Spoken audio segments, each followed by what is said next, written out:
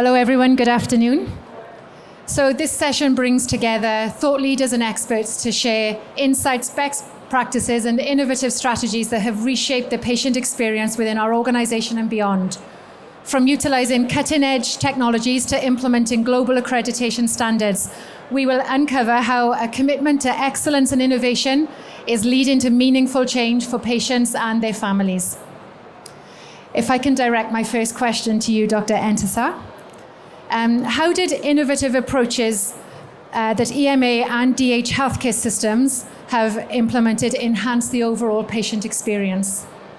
First of all, thank you. I would like to thank M42 Group and yourself for this opportunity, and I would like also to thank the panel member with me. So it's two kind of different things. AMA, Emirates Medical Association, looks at the things more of a national level in regards of education, because it's not really an operational authority, it's more of a guidance, would say, an authority which enhance patients' care or put patient first, let's say, in that term, by enhancing the education of the physician, uplifting the education, getting our education data-based, mean the evidence-based database or evidence guidelines would come from that, and aiming to standardize the care across UAE. So because we know UAE is a beautiful mix of different nationality, different culture, different backgrounds. So unless you have this standardization, then the care will be different for patients provided overall. Also implementing, we can't deny the AI now, right? AI, simulations, all of those tools to be enhanced, to be added to the education of the physician. Same thing, getting data gathered from our patients, because we don't really have much of a database or I wouldn't say not database, we have it, but it's not documented. So creating database for our patient with different disease will reflect really our population and what we need to focus on. So this is mainly the role of AMA, education, standardization, getting conferences aligned across the countries.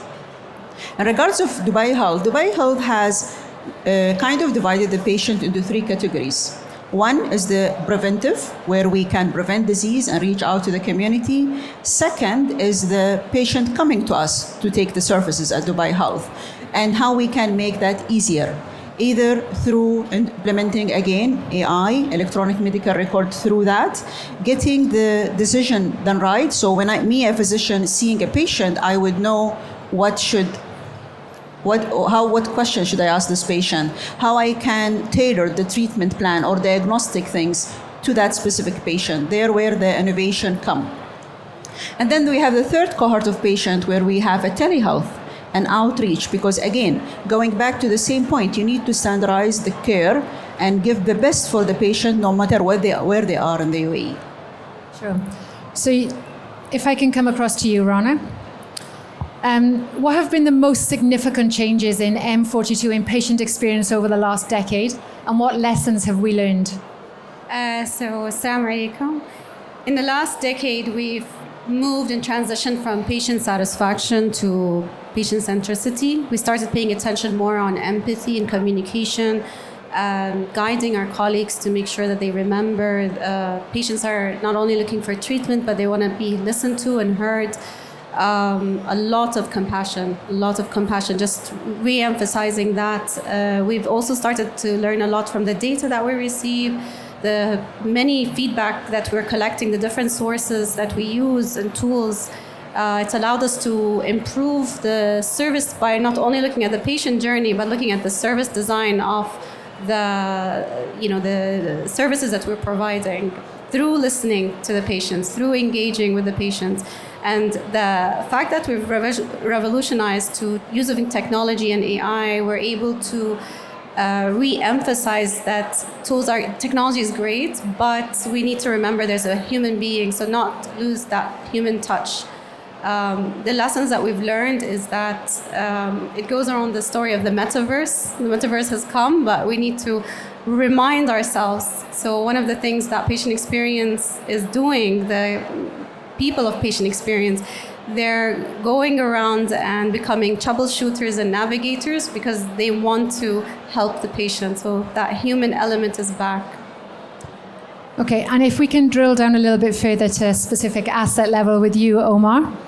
What is your vision for transforming patient experience in HealthPoint specifically, and what strategic initiatives are you implementing? Thank you for having me, Paula. First of all, our vision for patient experience in HealthPoint evolves around three things. The first one is empathy, as Rana mentioned. Empathy is where it started, and empathy without engaged staff cannot happen. So you have to have a very engaged caregivers to be able to deliver that care to the patients, and that's start of any patient journey and experience. It's really how engaged your caregivers. Is it 24 patients I have to see today and finish off with? Or is it 24 lives I want to transform and touch their lives? Whether I'm a registration staff, or I'm a physician, or I'm a physiotherapist, everybody plays a role in that journey. And this is where really our strategy evolves around the empathy and around the engagement of our caregivers. The second one is definitely empowerment of our patients. They need to be empowered and sharing their in the decision-making of their treatments. So they're empowered with information, with options. Our doctors are trained to communicate with the patients on what are the options available for them and what are the best case scenario for them. But it has to be a shared decision, because they're responsible for ensuring that treatment plan is followed. And if they're not engaged, it's not gonna give the outcomes that we expect. And the third one is definitely technology. Technology today plays a vital role in helping caregivers and helping patients move towards the goal that they are after. In HealthPoint, we are a surgical and rehab center. So our patients go through a journey with us, sometimes go through over a 3-month. For example, in bariatric surgery, they start at least 90 days before the surgery for diet and psychology and support that takes them through lifestyle change. And technology will play a big role in helping patients make the right decisions. Whether I will do my lifestyle changes today, and if I don't, what will happen to my journey? Is it gonna affect my journey or not? So having that technology plays a big role in giving the patient access to data that will affect his choices. So empathy, and that is driven by engaged caregivers, empowerment for our patients, and technology that drives the whole journey for our patients. That's our vision for HealthPoint. I think you touched on a really important point there, that while patient experience is often organized into departments, patient experience is the job of every single touch point within that patient's journey. Every single caregiver, regardless of who they are within our organization, has a responsibility to the patients that we serve. So coming across to you, Hanaa, can you share a little bit more about the patient experience from an international perspective within your role in Diaverum? Thank you so much, Paula, and pleasure to be here with the rest of my colleagues. I think at Diaverum, one of the key success factors for us as an international company has been the standardization of care, and also the very strong clinical governance. So now, when it comes to patient experience, we couldn't deal with it the same way. You're dealing with 25 countries, 450 clinics, different cultures, and also different age groups. But then also, when it comes to this patient population, you're dealing with a dialysis patient that is not getting better over time. You're dealing with chronically ill, diseased patients with so many comorbidities. For example, the 3 sessions are not going to be 2 and then 1 and then they are out of the system. They're still continue to be with you, and some of the patients have been with us for 15 to 20 years. So what does patient experience actually mean for those patients? And this is something that we had to really work hard into redefining for this patient population. It's not a transaction with an outpatient clinic. When they come and they go out, they actually stay with you, maybe sometimes more than their family, for 12 hours plus. And when we actually map the patient journey, it's not actually the 4 hours in the session. They're spending around 6 to 7 hours of their day coming to dialysis and outside of the dialysis. So what we decided to actually do is couple the medical outcomes together with how they perceive the care in our clinic. What does it mean for them to have access to our team members? What does it mean for them to experience pain through needling. And those are all the elements that we have been actually collecting as part of the patient perception of care. But on the other end is the other issues that those patients are dealing with. The lived experiences outside of our centers has been something that we have given special attention, and we have been actually looking at the kidney disease quality of life. And through those elements, we have been able to actually look at what does it really matter to our patients. And sometimes it's not the medical outcomes, it's their ability to travel, their ability to have businesses, their ability to form families. And this is where we redefined what patient experience means for us, coupling the medical outcomes, the patient perception of care, but also the quality of life, to kind of have a different model of care that caters for experience in our clinics, but also outside of our clinics, and literally enable the team members and engage them to have a dynamic and a very different conversations with our patients, and be able to really have that purposeful connection with the patients and give true care that is fulfilling to their lives. Okay, I had the pleasure of attending the awards ceremony this year. So to see the patient stories that come through are incredibly powerful and completely embody everything you have just said. So Karen, I'm going to come across to you now, please. So can you take us through the GHA patient accreditation process for the UAE? Sure. Thank you so much, Paula. And, you know, my esteemed co-panelists have already made so many wonderful points about what is important in patient experience. We're delighted to work with M42 as Global Healthcare Accreditation had the privilege and the honor of awarding M42 the very first certification for excellence in medical travel patient experience in the entire MENA region. So really demonstrating the commitment that leadership has to patient-centered care, person-centered care, and making this experience wonderful for everyone, particularly the vulnerable traveling patient. So when you think through anybody presenting with any type of medical condition, even if you're having a baby, is already stressed about what's going on. And the key point of empathy and supporting staff to enable them and empower them to present themselves in their best light to enable commitment to person-centered care is so key. And communication, also understanding really what the patient needs. That's one of the tenets of our standards, along with education. And again, coming back to the component of empathy, really walking in the shoes or understanding the position of the vulnerability of the patient. And when we think about our traveling patients, you're also putting an added huge stress in the mix of what's going on in that person's life. So you think about they're faced with a medical condition, and then they are faced with the stress of travel, entering a new country, entering perhaps an organization that they're not familiar with at all, and really trying to make this experience as smooth as possible. So the accreditation process really provides a foundation through the standards to have a roadmap to make sure an organization is looking at all those elements of patient experience through also business practices, financial transparency, all the touch points that we have across the continuum of care for the patient. So really looking at the process from well before the patient has left home.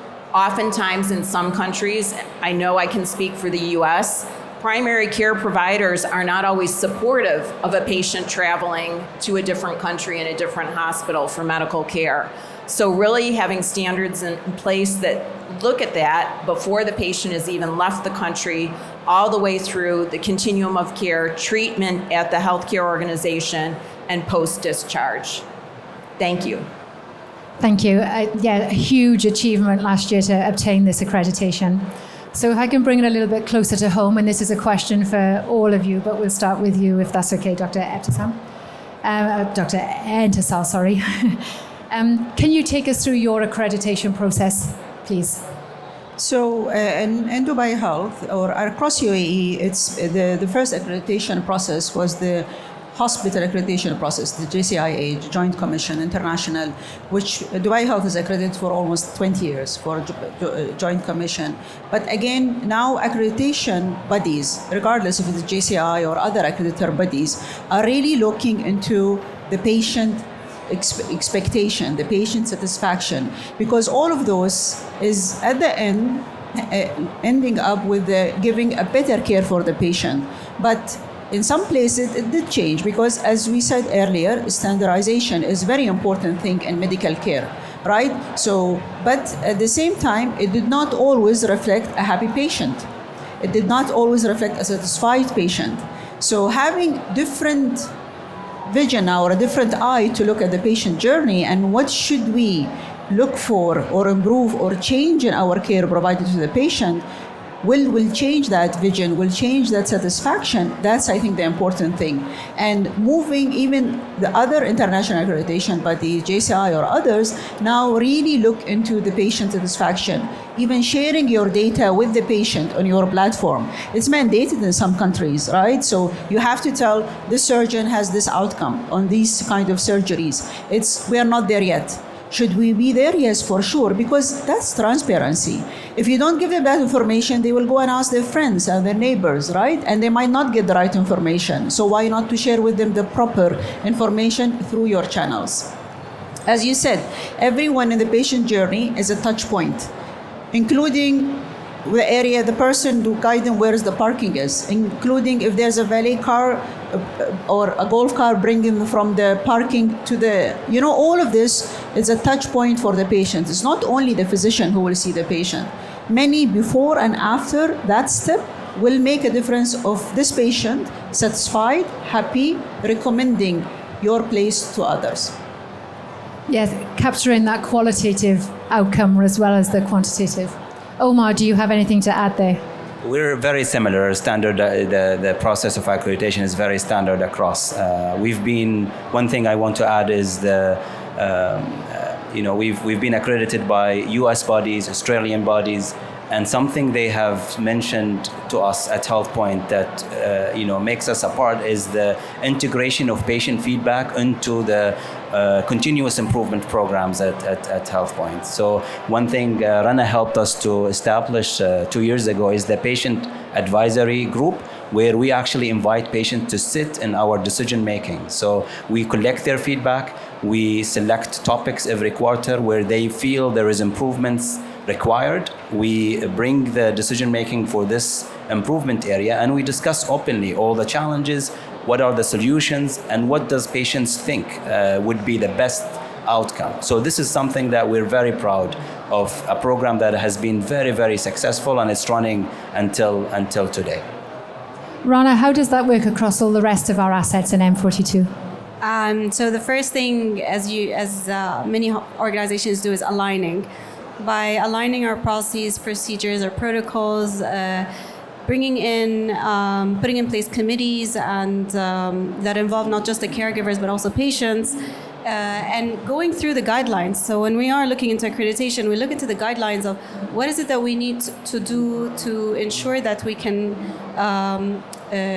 comply with it, and how can we sustain it. And with that, it supports our development, it supports our patient experience to improve. We become exceptional, especially when you're working to being the provider of choice. So it's the way I see it is it's a different kind of audit that you're preparing for. So it's definitely a great drive.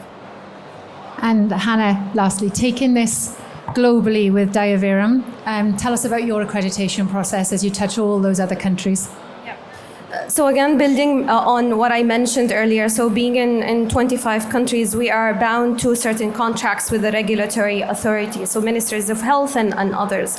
So in addition to the patient-reported outcomes that we are measuring in-house, we are also being audited by the regulatory affairs through patient experience surveys and through other also measures. But internationally, we have actually integrated those prompts into a global patient patient experience framework, which we have actually built on Abraham Maslow's hierarchy of needs, looking at survival up through purpose.